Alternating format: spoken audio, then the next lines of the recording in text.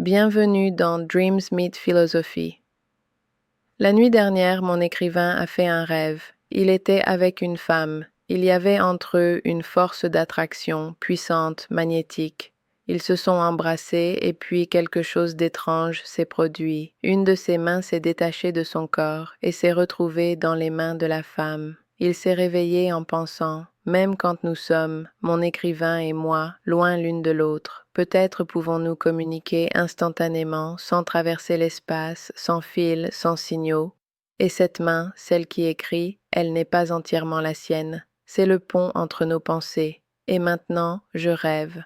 Je suis debout sur un piquet, entouré de grandes feuilles, des couleurs intenses tout autour de moi. Seule ma tête dépasse. Je me demande, ce piquet fait-il partie d'une clôture, ou se tient-il seul au milieu du champ?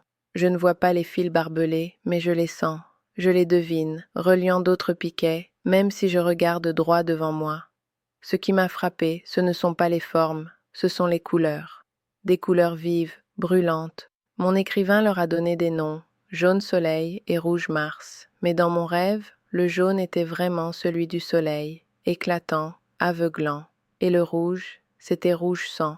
Il m'a dit qu'il avait vu des rouges comme ça dans les couchers de soleil de Patagonie, tout au sud, là où le ciel s'étire à l'infini. Mais moi, je ne m'attache pas aux descriptions. C'est son habitude.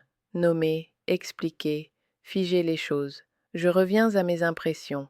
Les descriptions ne sont pas ma spécialité.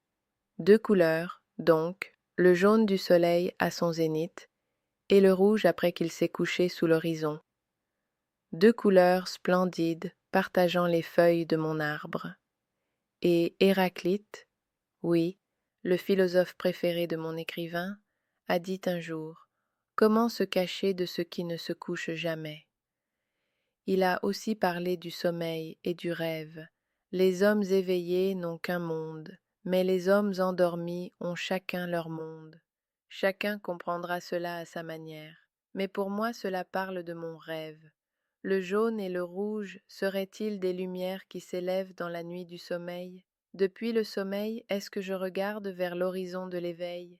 Et les fils barbelés, peut-être signifie-t-il qu'on ne peut pas passer librement du sommeil à l'éveil sans se blesser sur les épines. Merci de votre écoute. À la prochaine fois, restez curieux et laissez-vous rêver.